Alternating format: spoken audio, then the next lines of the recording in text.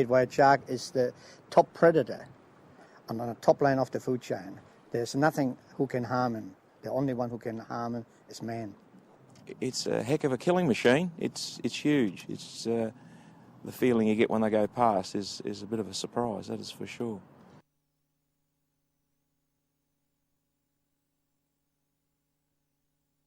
Because we live in such a huge, dry continent, most Australians have a love affair with the coast and the surrounding seas.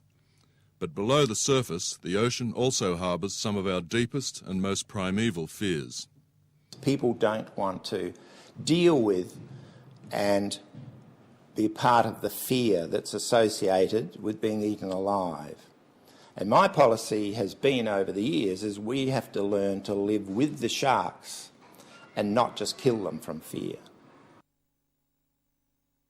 The opportunity to confront those fears is being offered to adventurous souls. An up-close encounter with the great white shark is available through adventure operators in South Australia. Well, we're well known for it, not only nationally but internationally, and it's high-yield adventure tourism. It attracts a lot of international people here and a lot of international attention. Look, it is a niche market, and not many people do it, not many people want to do it, but those people that do it really have the opportunity here off the coast of Port Lincoln. The people of Port Lincoln know the great white and the danger it poses well. It is a town that's made its fortune from the sea. It is said the town has more millionaires per head than anywhere else in Australia. We have been very successful last season. Every trip we have made, we have seen sharks, so 100% success rate, and all the tourists are very happy. And that's what you want, happy customers. Rolf Chbosky is an electrical contractor and tour operator who has injected over $2 million into the shark adventure business. One of two operators licensed for this type of encounter, Rolf has had the rich and famous jumping in with the man-eaters. My clients come from all walks of life, really. But I had some very famous people. I had Michael Schumacher here, he done it. And I had Greg Norman, he has done it. I had Pierluigi Martini, Formula One, also done it. I get many, many people from everywhere in the world. A typical tour involves a trip out to the Neptune Islands, where the sharks are attracted to the boat with burley or chum. Offcuts from the local tuna factories are offered as bait. We're 30 kilometres off the coast of South Australia in great white shark territory.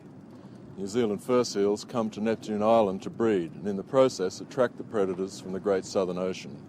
The Calypso Star brings a steady stream of international tourists to interact here with the predator.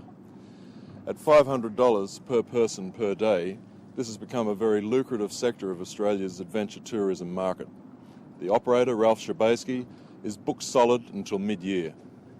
There is no doubt that these close encounters with the terrors from the deep are a compelling experience.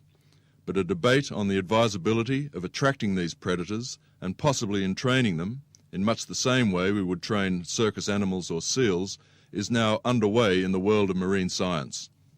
Can sharks be trained? Sharks can be trained. There's plenty of evidence in terms of laboratory training of sharks to discern from various colours and textures and things like that, where they can touch buttons and get rewarded, that sort of stuff. So yes, they can be. Is it true that you attract larger numbers of sharks to Australia's coastline and increase the probability of attack? No way in the world. That is baloney. The sharks are there. The sharks have always been there. And where I'm operating from is about 45 miles out from Port Lincoln. In Neverland, there's no one there. There's only to Ireland. The next stop is Antarctica or some South Pole. So we don't attract them. The sharks have to be there, number one. Otherwise, we won't get them. And the sharks are there for one reason only, because of the seals, the puppies of the seals, and it's the food they're eating. There is a feeling from locals in Port Lincoln that the tourism activity encourages sharks, and that in turn puts people in danger. I think a lot of people are against that because they reckon we train the sharks to feed and all that, but it's not true. We have many other operations in Port Lincoln who attract sharks, and all the people are against that too. But it's that is close to town. We are 45 miles away. We don't attract anything to to the Port Lincoln or anywhere near there. I just think it encourages sharks to interact with boats a bit more. I'm not dead against it, but I do think it encourages sharks to probably come up to a boat with a bit more confidence. You've had that experience yourself in recent times? Saw a shark 4 weeks ago whilst diving for abalone in about 40 foot of water, and it definitely wasn't scared of me. Abalone diver Dave Buckland has seen the worst a shark can do. My brother was scallop diving at Smoky Bay, which is 300 k's west of Port Lincoln, and he was in about 30 foot of water, and I don't know what happened. He was just in the wrong place at the wrong time, and he got taken by a 4 to 5 metre shark. And obviously it's been a horrible experience and something that I'll never forget, and that I struggled to get back to work for a while, but I'm coping with it now. I'd just come back to my bag, and out the corner of my eye I saw this flash. My first thoughts were a dolphin, and I looked down. I could have just about reached out and touched it, and there was a white right alongside me. Kim Penaluric is another abalone diver from Port Lincoln. He thinks the sharks have recently become more aggressive. This is the sixth one I've seen, and usually they're a bit more docile when they come up to you. They still give you a nasty shock, but this one just come past and gave this couple of quick kicks with its tail and just seemed agitated. It's just a feeling you get from the animal. Abalone divers are a tough breed. They don't scare easily, and Kim Penaluric says he's not looking for any favours. I don't think there's anything that'll ever be done, and I wouldn't really expect it. It's just a part of my job. In the bay here or off Adelaide beaches or where there is numbers of people, I really think that when one starts hanging around, the authorities should do something about it.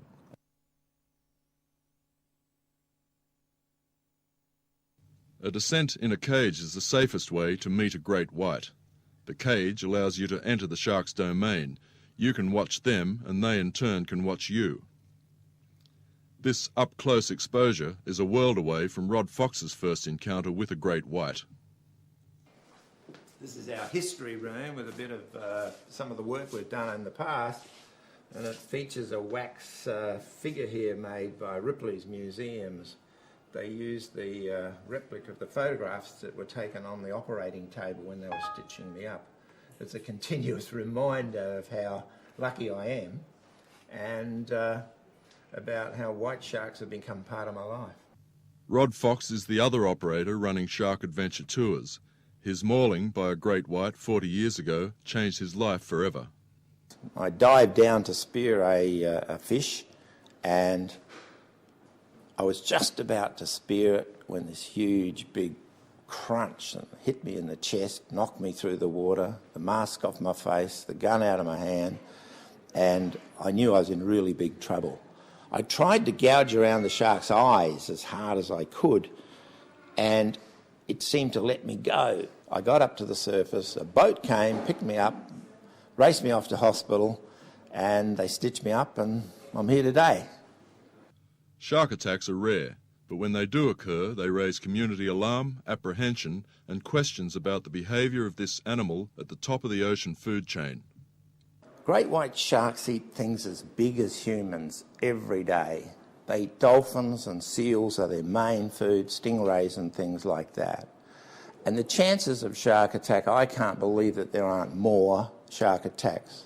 And it's only in the last couple of years with satellite tags that we're starting to realise just they take over the whole ocean, and there probably are fewer than we thought, that they just pass through every now and again. Satellite tags have charted sharks travelling thousands of kilometres around the Australian coast. Bruce, named after the shark from the film Finding Nemo, is a good example. Very exciting news from Bruce. We tagged him here in March. Very exciting. Tagged him in March, about 3.8 metre mile. There's one there. And he went away and went right up Victoria, New South Wales, Queensland, and he travelled 640 miles north of Brisbane to Rockhampton. And the last news we had from him, that was about 2 months ago, he was off Sydney. So, next thing on the 9th of this month, my first trip, There's a shark roost coming up with a satellite tag on. The tag was completely grown over with algae, so we knew that was bruised because it was a male. Tagging and recording sharks is how Rolf Chbosky and Rod Fox help the underfunded CSIRO research programs integrate whites. But it wasn't always so. In the past, it was they who were the hunters, turning the predator into prey. Some, like Rodney Fox, there's an additional compulsion. But after his traumatic experience with the white shark, the first return to the sea was a numbing psychological barrier to overcome. He set out, as some Pacific Islanders still do when anyone is attacked by sharks, to revenge himself.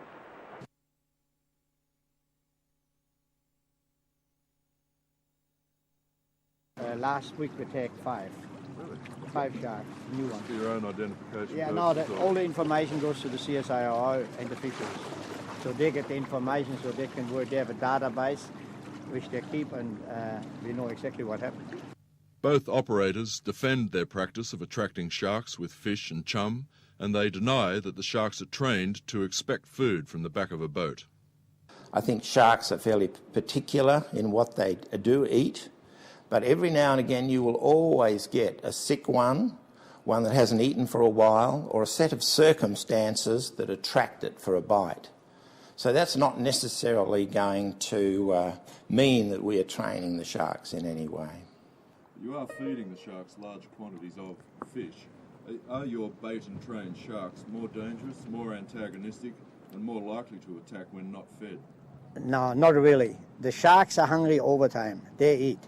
I give them a little bit of food. I try to give them only a few pieces every time when I see one new one, and then we pull it away from them. So there's not large quantities. Late last year, 18-year-old Nick Peterson was killed at this popular Adelaide beach as he jumped from the back of a boat.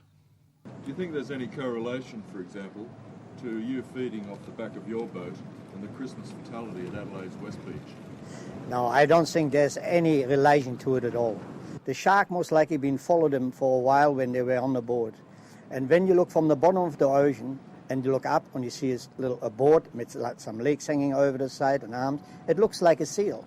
The aptly named John West is curator of the Australian Shark Attack Files and operations manager at Sydney's Taronga Zoo. He says the jury is still out on the effect close encounters with man has on the behaviour of great white sharks. Are we treating these animals like circus animals?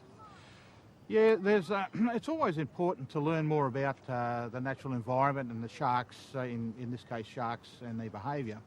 The only trouble with burling up and attracting them by food is that they're not really related to natural behaviours when you're actually observing them. What about the sound of engines banging on the sides of boats? Certainly, it's a little bit of evidence to say that areas where fishermen certainly congregate and do a lot of fishing activities, that the sound of boats may attract sharks to those areas when the boats turn up. Yes, there is evidence on that, yes. Some boats they will be more attracted to than other boats, you know. Right. So, is that the case? Yeah, and I think when we, say when you're fishing or whatever and you have the motor running or you launch a dinghy, the noise, I think, attracts them too. I have heard that they're more inclined to come to your boat than others. Is that the case? Chaos at home. One doesn't really 100% know, but because we have put the bite out, I think that is maybe why they come to us. The operators are regulated by the Department of Primary Resources in South Australia. They decide who can hold a licence and the areas where they can operate. Recently, the department has become concerned about some of the operational practices.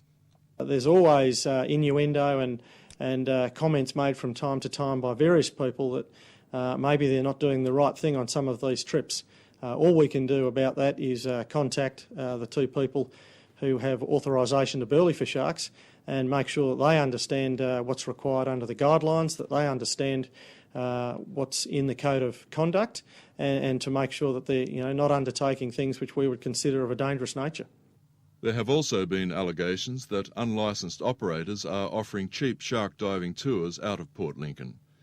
They are reported to be using pig and horse blood, a banned practice, to attract the sharks.